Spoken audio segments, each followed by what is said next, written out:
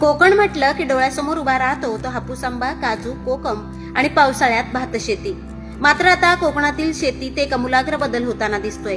रत्नागिरी जिल्ह्याच्या खेड तालुक्यातील वेरळ येथील प्रगतशील शेतकरी सदानंद उर्फ आप्पा कदम यांनी खेड येथील वेरळ येथे थेट सफरचंद लागवडीचा यशस्वी प्रयोग करून सर्वांचं लक्ष वेधून घेतलंय. विशेष म्हणजे थंड प्रदेशात उत्पादन देणारे सफरचंद आता कोकणातील उष्ण हवामानात देखील उत्पादन देऊ लागल्याने कोकणातील हा प्रयोग शेतीसाठी एक नवी दिशा देणारा ठरणार आहे. याबाबत फळबाग तज्ज्ञ नेत्राली पाटणे गांगण यांनी अधिकची माहिती दिली असून पाहुयात त्या काय म्हणाल्यात. नमस्कार मंडळी.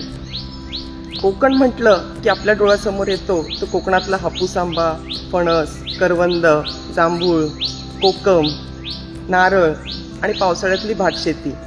परंतु आज जर मी म्हटलं की तुम्हाला येत्या काही दिवसात कोकणात पिकवलेली सफरचंद खायला मिळणार आहेत तर आपला विश्वास बसेल का?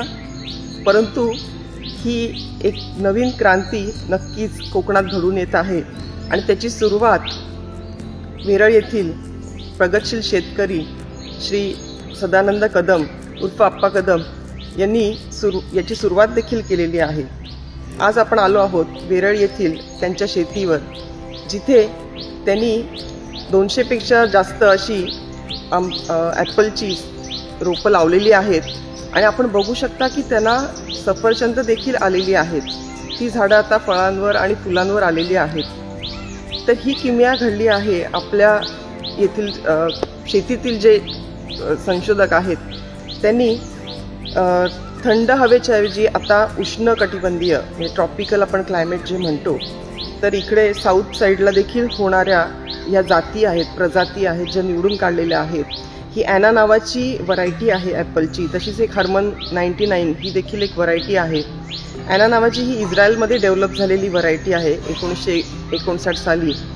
तर ही जवळजवळ 45 डिग्रीपर्यंत देखील जगू शकते. नुसती जगू नाही शकत तर अतिशय चवीची अशी फळं देखील देते. वाढलेलं टेम्परेचर आहे. तर ह्या सगळ्याला सामोरं जायचं असेल आणि टिकायचं असेल तर कोकणाने आता असे वेगवेगळे पर्याय निवडून काढले पाहिजेत आणि त्याची सुरुवात नक्कीच सदानंद कदमजी यांनी इथे केली आहे, करून दाखवली आहे.